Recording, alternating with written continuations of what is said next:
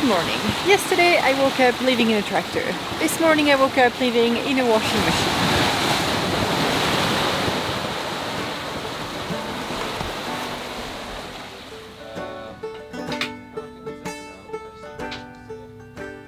What's that? Oh, let's go in the cockpit. Yes.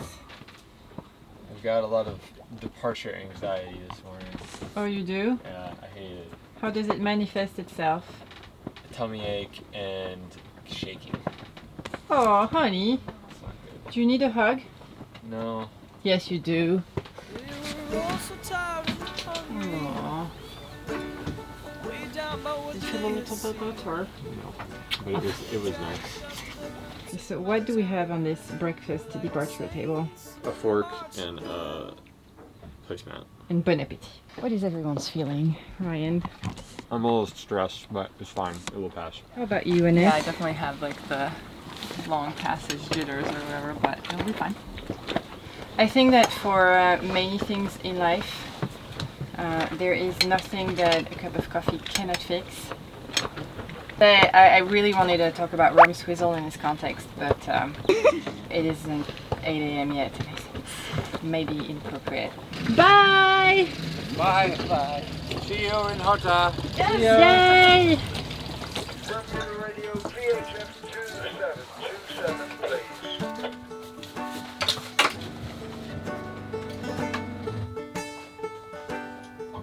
Yes, sir. We're just anchored off of Ordnance Island, and we're going to be weighing anchor here in a few minutes, and then we'll be in the bay, and just letting you know that then we'll be going through the Cub. The seal, Bermuda. You very good. Thank you for that. I'll stand by on 1627. Ready to lift the anchor. Bye, Tom. Tom, do we need to keep the rum swizzle in the fridge? Thank you. I mean, we don't want to spoil rum swizzle. That would be really bad. That would be really bad.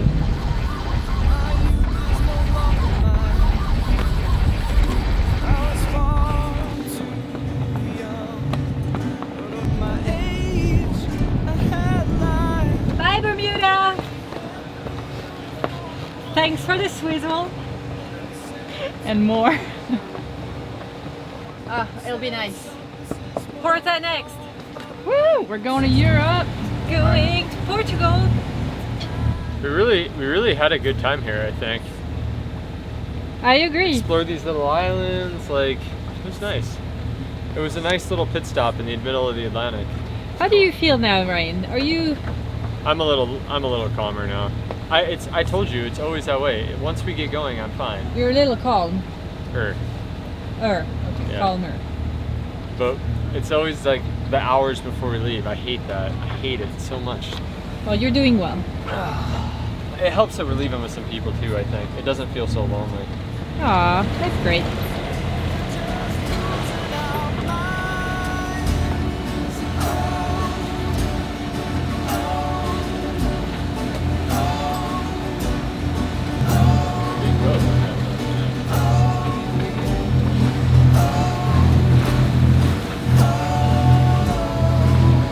It had taken us almost 3 weeks of waiting for a good weather window until we finally found one that we felt comfortable riding across the Atlantic.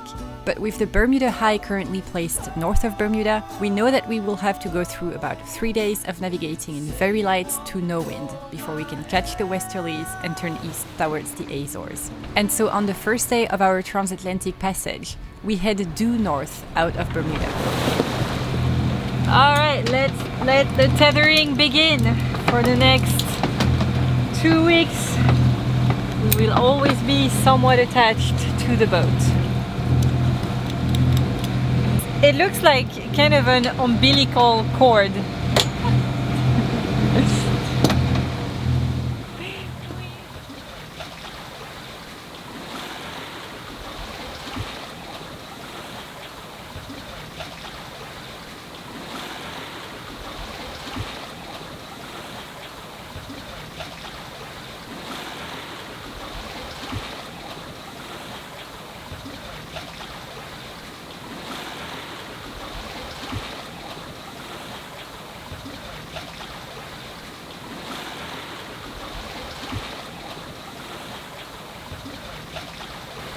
Good morning. It is 7:30 on board Seal. It's our second day at sea and I have been awake since 4 a.m. to take my watch. Yesterday when we departed, we wasted no time in putting ourselves on the exact same watch schedule we had when we came to Bermuda. Today the seas are really calm. We have very little wind, but we're still managing to sail. We're doing anything between 3.5 and 6 knots, which is really weird. Like we find those very small pockets of wind and all of a sudden, overall I would consider this to be a pretty smooth start.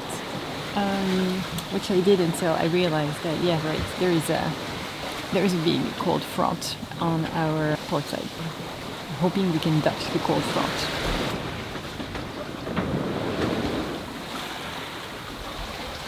Zanzibar, this is Seal. Seal, this is Zanzibar. Do you read me? I hear you loud and clear. Glad we could connect. Sorry for the delay. So finally, we're close enough to get to one another. Well, I actually just lost you on AIS, so you guys are definitely making better speed than we are. Yeah, but it's motoring, it's not sailing. Are you guys cheating? Everything is okay on board? Everything is good. We're eating well, sleeping well. This is definitely a much smoother start to our passage than it was when we left Bonaire a month ago. So we're pretty happy with it. No seasickness, smooth sailing. It's all good.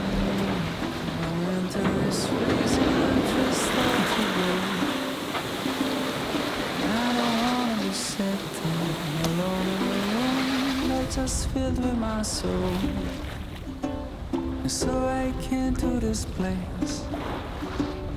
I'm looking for a familiar face, and that's when I saw you.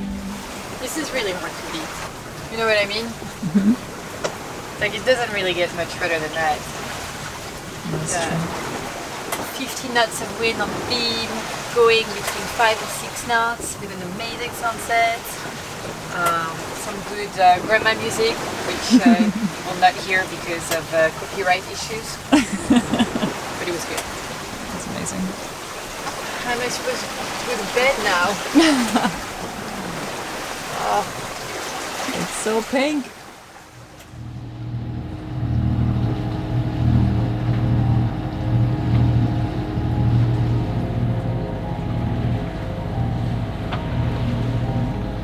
In the middle of the ocean, every new day begins with an updated weather forecast and establishing a navigation plan for the coming days. Satellite data is slow, and downloading a weather forecast on an ocean crossing can take up to half an hour, if not more. On our third day at sea, we are reaching the center of the Bermuda High, a zone of absolutely no wind that we need to cross before reaching the westerlies around 36 degrees north.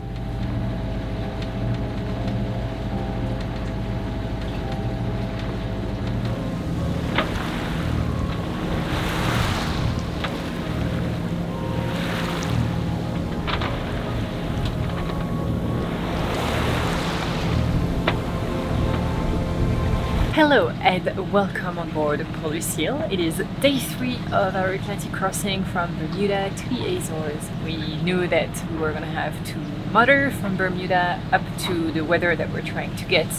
I was fooled yesterday by some amazing sailing.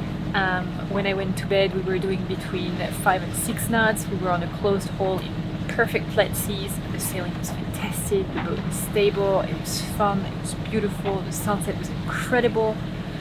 So I thought it was gonna last, and I was wrong. I fell hard asleep around 9 p.m. and then Annette fired up the engine between 10 and 11. Now I sleep right next to the engine. The engine has been on all night. As you can hear behind me, it is still on, but it's fun. The sea is super flat, and on the bright side we have a really strong current pushing us in the right direction, so we're doing 7.5 knots. So it's pretty nice, and hopefully we can catch those westerly winds a little faster and kill the engine around the middle of the afternoon. We'll see.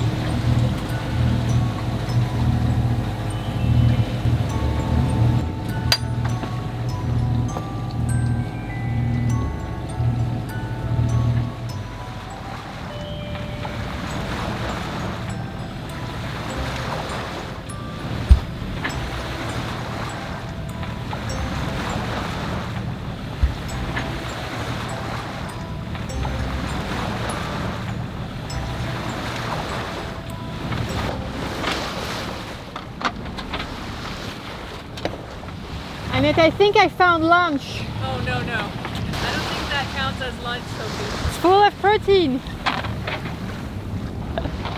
How many are you gonna have? There are 2, so we're gonna have to share it with Ryan. Good afternoon and welcome to the tractor. I am the person that sleeps the closest to the engine, although sleep is probably a little exaggerated of a word at the moment. Thanks, Ryan. I'm gonna look at the forecast now and see how much longer we need to have the engine on. It's really tiring. On the bright side, our batteries are completely topped up and we were able to run the water maker enough that everybody got nice showers. Alright guys, so according to at least the GFS, we are almost at the edge of the wind. So if you see the little white dot, that is us right now. And yeah, you can see that when it gets colorful from blue to green to yellow, that is where the westerlies start. Oh, I can't wait to shut off the engine. It's starting to come around though. It's at 80 degrees. Great! Yeah. How much is it at? 6 knots. Probably making That's those true. 6 knots. Trust How me. fast are we going? 7. Yeah. Alright, and tonight for dinner on board the tractor, sorry, Polar Seal, having lemon zucchini risotto with spaghetti squash, and I cooked with my sunglasses on.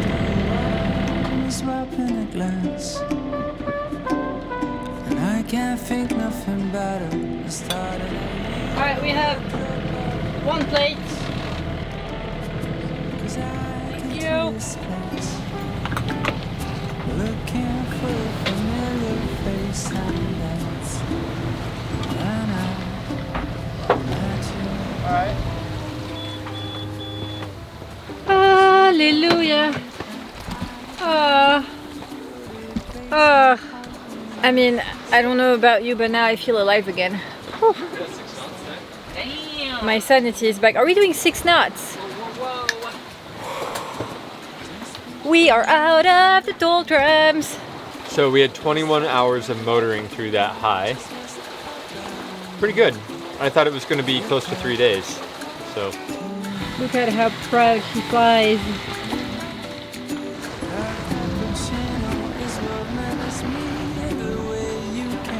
Oh, it feels so good to have the engine on.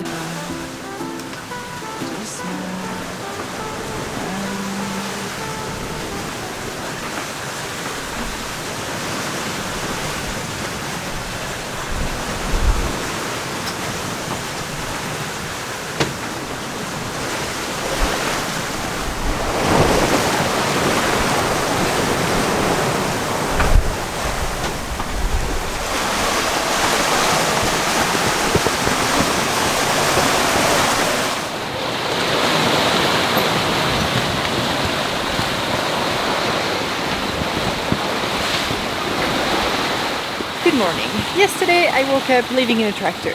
This morning I woke up living in a washing machine.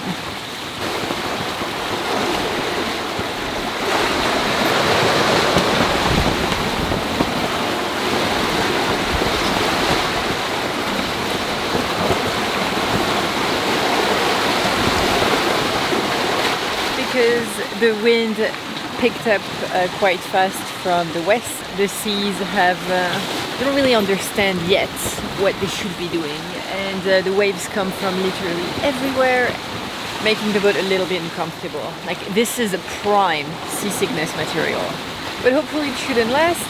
I think that when we start jibing, we're gonna have the waves behind us, so it's gonna change the motion of the boat quite a bit, and eventually in a couple of days we should have a more gentle sea state. In the meantime, I will say this is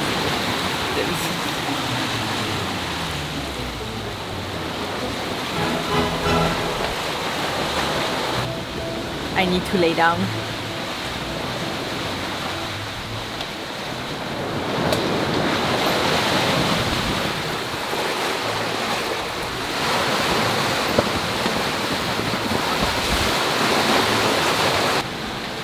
So normally this would be the time of the day that I go down in the cabin to make myself breakfast and coffee.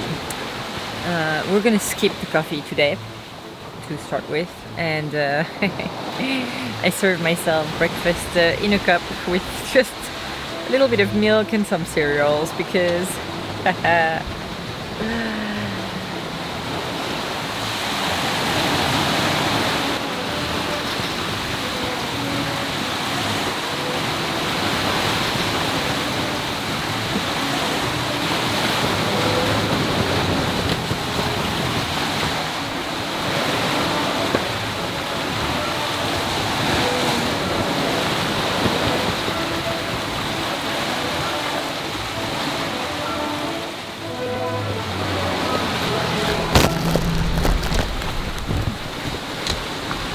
rise and shine!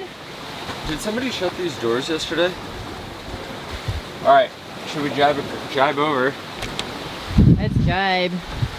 Alright, let me go release the preventer.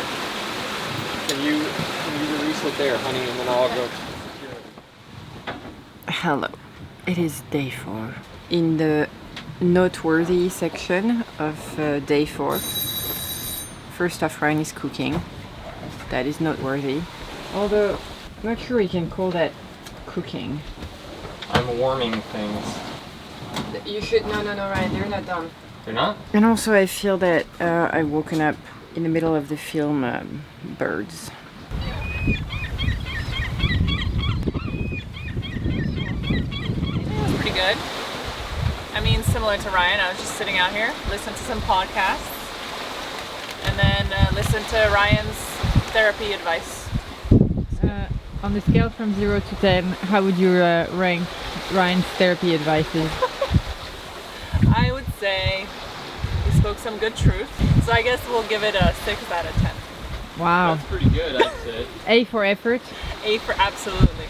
Well, another noteworthy thing that is happening today is that for the first time, the sun is setting in our butts. That's true. Did you say in our butt? I did say that. Is the sun not setting in your butt tonight? Yeah, I can.